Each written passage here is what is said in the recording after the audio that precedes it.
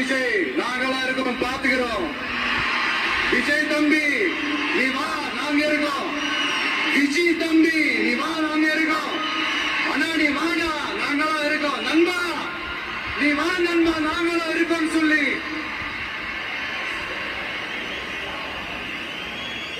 அவ்வளவு அன்பா அவ்வளவு உறவா என்ன ஏத்துக்கிட்டீங்க. இந்த நேரத்தில் இதை நான் சொல்லணும். இந்த டிராவல்ல, இந்த ப்ராசஸ்ல எனக்கு எவ்வளவோ கஷ்டங்கள், எனக்கு எவ்வளவோ இந்த அவமானப்படுத்தினதெல்லாம் ஒரு பக்கம் இருந்தாலும், எனக்காக கூட நின்ன உங்களுக்கும் அதே மாதிரி கஷ்டங்கள், அதே மாதிரி அவமானங்கள், அதையெல்லாம் நீங்க பெருசா எடுத்துக்காம, அதையெல்லாம் நீங்க பொருட்டாவே எடுத்துக்காம, என்னோட வலிகளை, என்னோட வேதனைகளை உங்களோட நான் நினைச்சு என் கூடவே நின்னு இன்னைக்கு சி ஜோசப் விஜய் எனும் நான்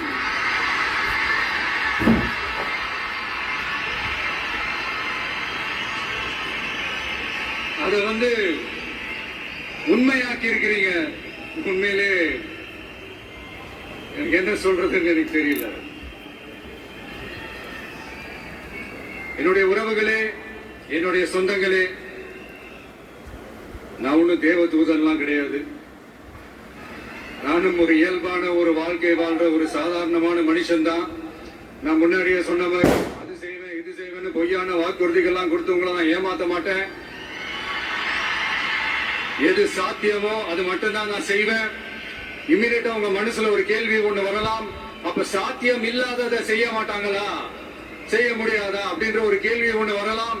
இத்தனை கோடி மக்கள் என் கூட இருக்கும் போது எது வந்தாலும் பாத்துக்கலாம், என்ன வந்தாலும் பாத்துக்கலாம் அப்படின்ற அந்த கான்பிடன்ஸ் என் மனசுல இருக்கு. இன்னொரு விஷயமும் நான் இங்க சொல்லணும். இன்னைக்கு நம்ம தமிழ்நாடு கவர்மெண்ட் இருக்கிற அந்த நிலைமையை பத்தி நான் உங்ககிட்ட நான் சொல்லணும். கிட்டத்தட்ட 10 லட்சம் கோடிக்கு மேல கடன் வாங்கி வச்சுட்டு போயிருக்கிற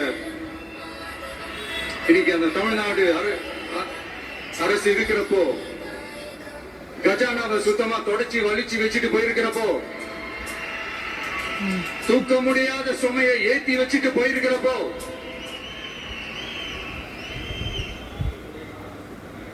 அப்படிப்பட்ட ஒரு நிலைமையில தான் இந்த பொறுப்பை நம்ம கையில எடுத்திருக்கிறோம். உடனே நீங்க நினைக்கலாம், என்னடா இவர் ஏதோ பொறி வச்சு பேசுறாரா அப்படின்ட்டு. அப்படியெல்லாம் எதுவுமே கிடையாது. உள்ள போய் பார்த்தாதான் தெரியும் எது எந்த நிலைமையில இருக்குன்னு, என்ன இருக்கு என்ன இல்ல, எது எந்த நிலைமையில இருக்கு எது எந்த நிலைமையில இல்ல. பார்த்துட்டு உங்களுக்கு ஒரு வெள்ளை அறிக்கையா அதை வெளியிடணும்னு நான் நினைக்கிறேன்.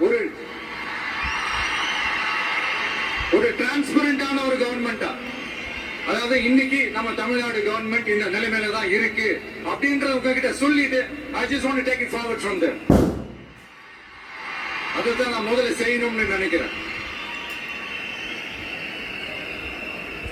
தமிழ்நாடு பொறுத்த வரைக்கும் யாரையாவது போய் ஏதாவது சந்திக்கணும், இந்த மூஞ்ச மூடிக்கிட்டு போய் சந்திக்கிறதோ, என்ன இந்த மறைமுகமா உங்களுக்கு தெரியாம போய் சந்திக்கிறதோ அப்படியெல்லாம் நான் செய்ய மாட்டேன். எதுவா இருந்தாலும் வெளிப்படையாக ஒளிவு மறைவு இல்லாம தான் நான் செய்வேன். இவ்வளவு பெரிய ஒரு பொறுப்பை என் கையில கொடுத்திருக்கிறீங்க. அதே நேரத்தில் எனக்கு கொஞ்சம் அவகாசமும் நீங்க கொடுக்கணும்னு நான் ரிக்வெஸ்ட் பண்ணி கேட்டுக்கிறேன். படிப்படியா நிறைவேற்ற நான் ட்ரை பண்ணுவேன், நிறைவேற்றுவேன்.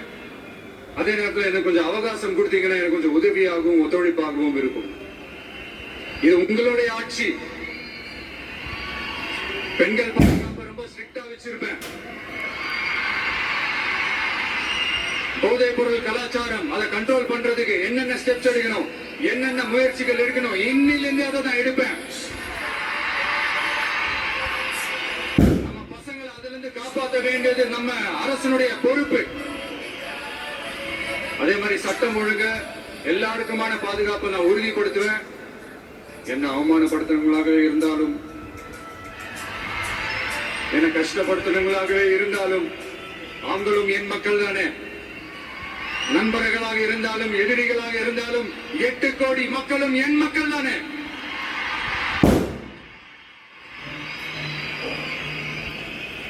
அந்த மாதிரி இந்த அடிப்படை விஷயங்கள்